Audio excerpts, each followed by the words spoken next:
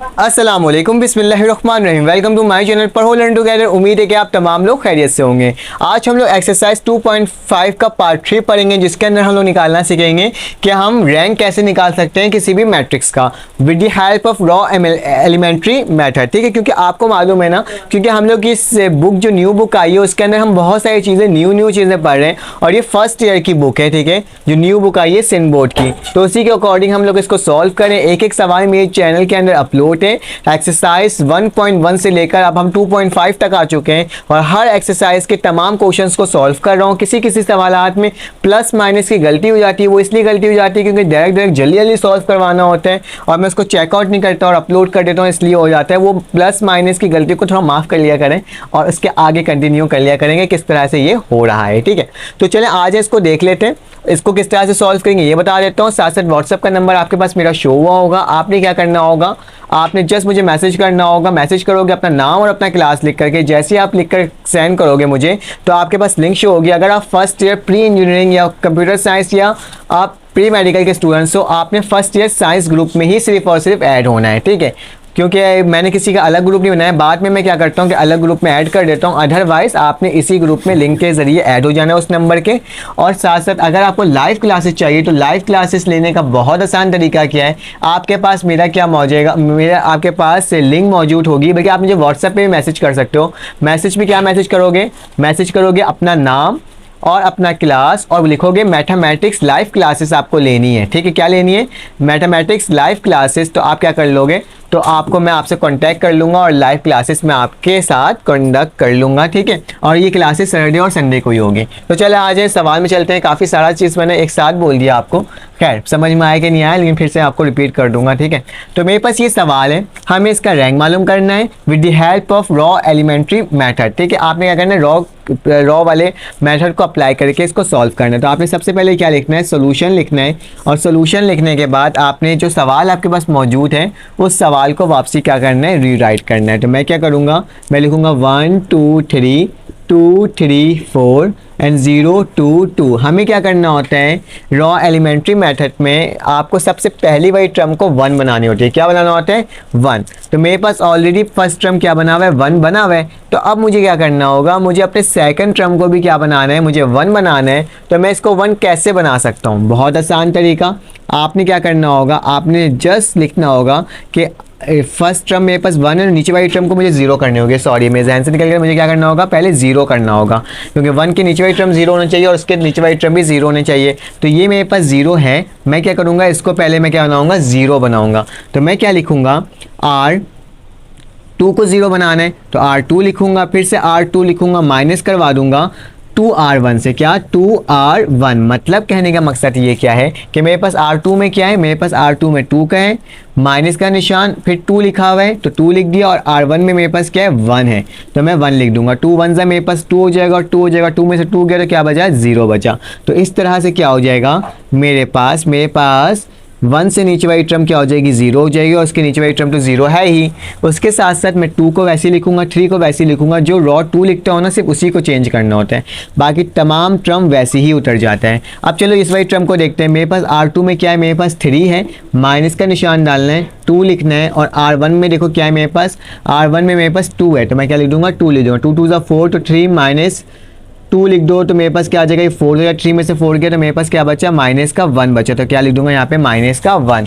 उसी तरह से यहाँ वाली टर्म को देख लो, यहाँ वाली टर्म मेरे पास क्या है, 4 है तो मैं क्या लिखूंगा, मैं 4 लिखूंगा, माइनस से किससे करवाऊंगा, 2R1। R1 की वैल्यू क्या है, मेरे पास 3 है। 2 3 है मेरे पास 6 होता है तो 6, और 6 में से 4 गया तो माइनस का 2 बचा। तो यहाँ क्या आ जाएगा, माइनस का 2 आ जाएगा। ठीक है, यहाँ तक तो कोई मसले की बात है ही नहीं।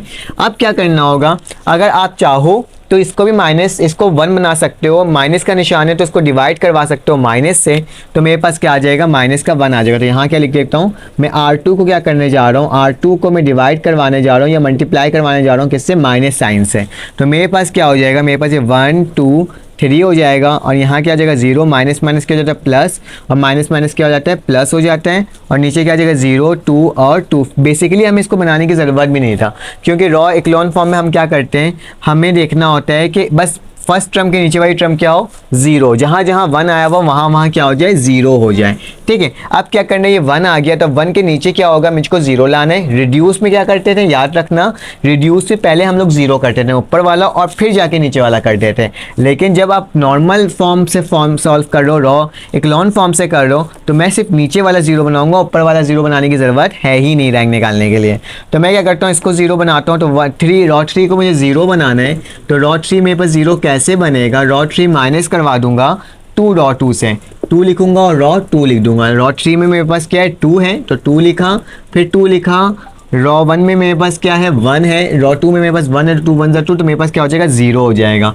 तो कहने का मकसद ये था कि हमें क्या करना होता है, हमें इसके नीचे जीरो बनाने का तरीका क्या होता है, जहाँ पे वन लिखा हुआ होता है उसी से मल्टीप्लाई करवा के माइनस करवा देते हैं। तो देखो क्या हो जाएगा, मेरे पास 100 हो जाएगा, तो लिख दिया 100। उसी तरह से 210 हो जाएगा, 21 नीचे वाला जीरो हो गया, और यहाँ पे 3 2 और 2, तो क्या लिखूंगा 3 2 और 2। चाहो तो इस वाली टर्म को भी तुम क्या बना दो, 1 बना दो, अगर तुम्हें पूरा प्रॉपर सॉल्व करना है।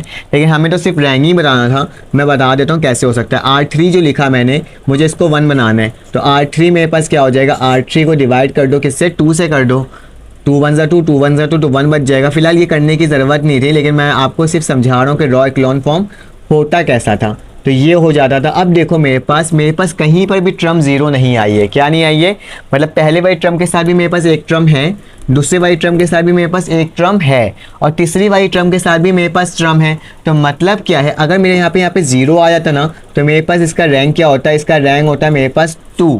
लेकिन अगर यहाँ पे मेरे पास कोई वर्ड आ गया, नंबर आ गया, नॉन ज़ीरो आ गया है, तो मेरे पास इसका रैंक क्या हो जाएगा, 3 हो जाएगा।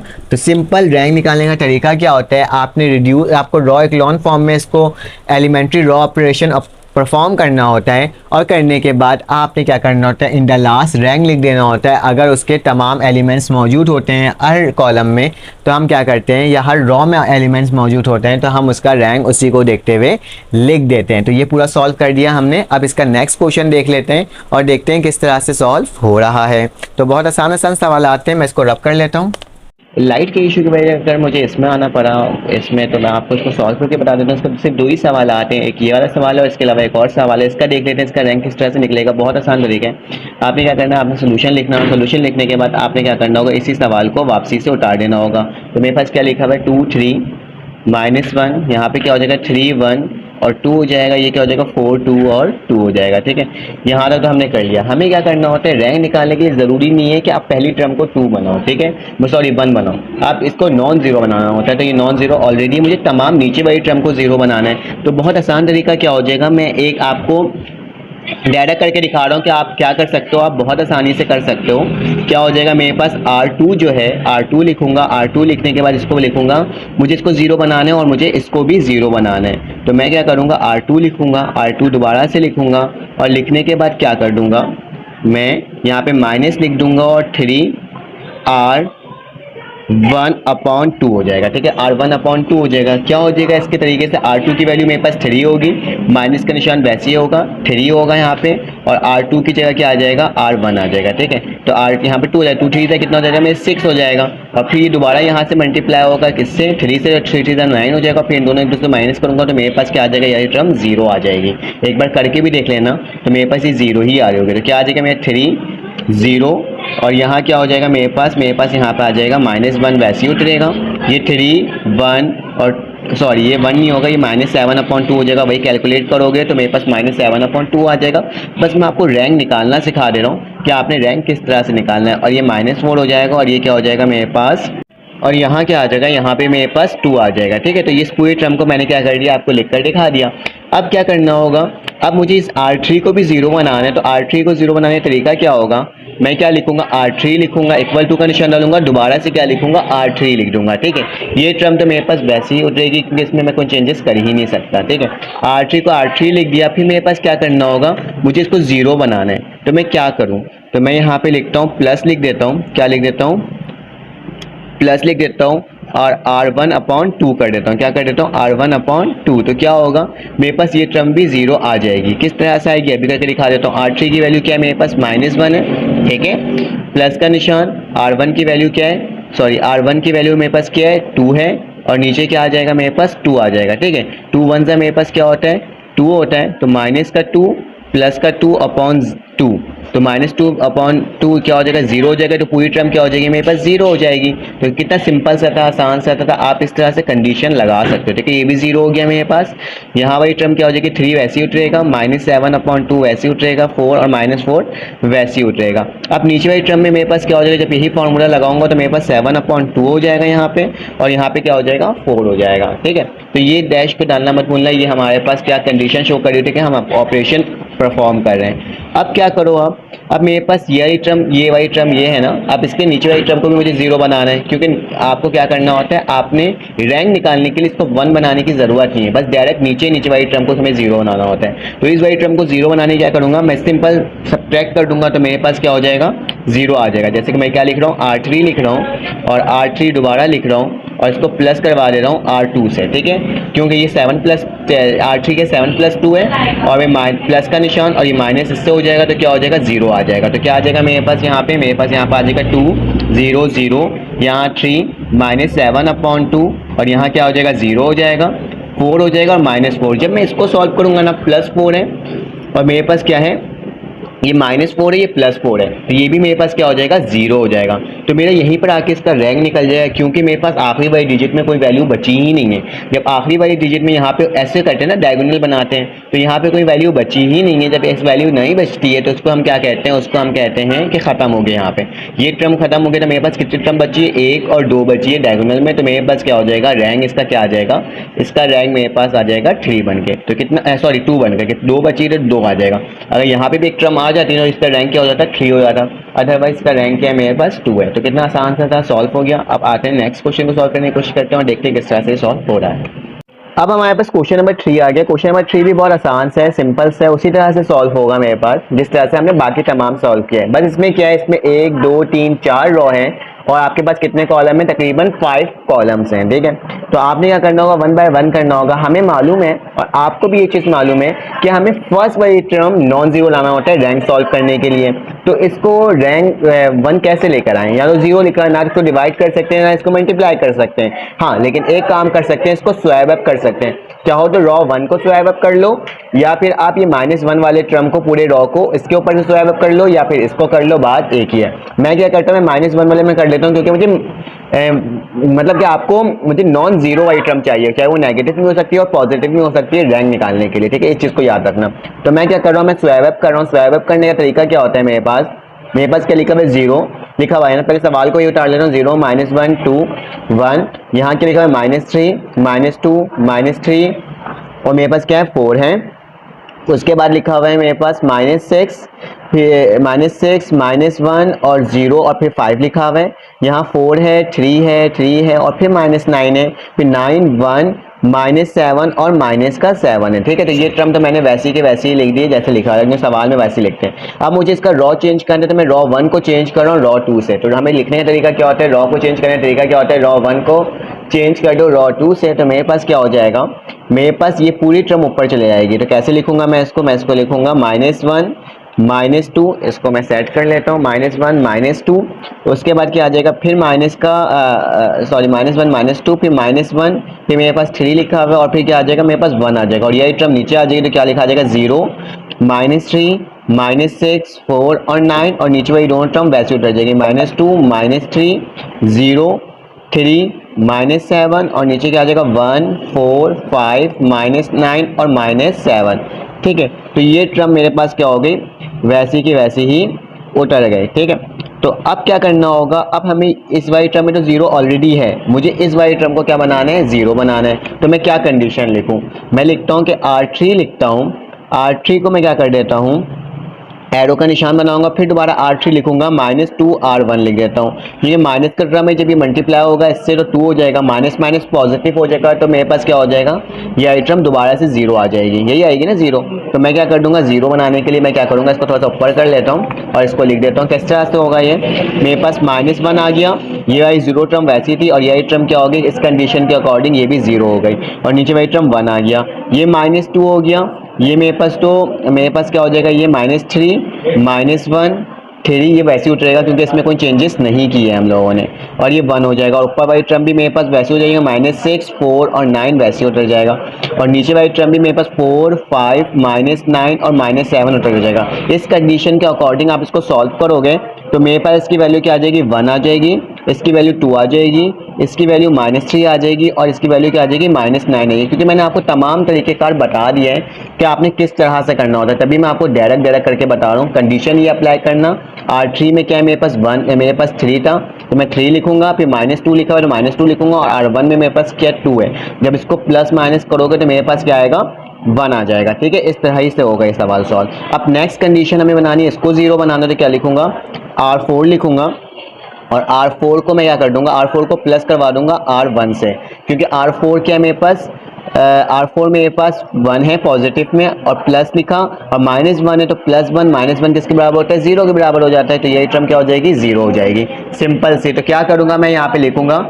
इस तरह से कर दिया, मैंने लिखा -1 लिखा, ये 0 हो गया, ये 0 हो गया, और ये 0 हो गया, ऊपर वाली टर्म सेम टू सेम वैसी उतर जाएगी, क्योंकि हमने इसको तो चेंज ही नहीं किया है, हमने सिर्फ रॉ 4 को चेंज किया है, तो हमने सिर्फ रॉ 4 को ही चेंज करना होगा। ठीक है, तो 1, 2, -3 और -9 वही लिख दिया। इस कंडीशन से जब इसको सॉल्व करोगे तो मेरे पास क्या आएगा, मेरे पास इसकी वैल्यू 2 आ जाएगी, इसकी वैल्यू 4 आ जाएगी, इसकी वैल्यू -6 आ जाएगी, और इसकी वैल्यू भी -6 आ जाएगी। ठीक है, आपको असल में कंडीशंस ही बताना था और कंडीशन ही बेस्ट था। ठीक है, अब इसके बाद क्या करना होगा, मुझे इस वाली टर्म से जो नीचे वाली दोनों टर्म है इसको क्या बनाना है, मुझे 0 बनाना है। तो इसको 0 बनाने का तरीका बहुत आसान है, आपने बताया हमें इस वाली टर्म को 0 बनाना है और इस वाली टर्म को 0 बनाना है। तो इस वाली टर्म को 0 बनाने के लिए हम लोग क्या करेंगे, हम लोग कंडीशन अप्लाई करेंगे। कौन सी कंडीशन अप्लाई करेंगे, मुझे R3 को बनाना है, तो R3 लिखोगे, क्योंकि इसके नीचे वाली टर्म हमारे 0 होनी चाहिए, क्योंकि यही टर्म हो गई, इसके नीचे 0, इसके नीचे 0 होना चाहिए, इसके नीचे 0 होना चाहिए, फिर इसके नीचे 0 और फिर इसके नीचे 0 होना चाहिए। ठीक है, तो हम लोग क्या करेंगे,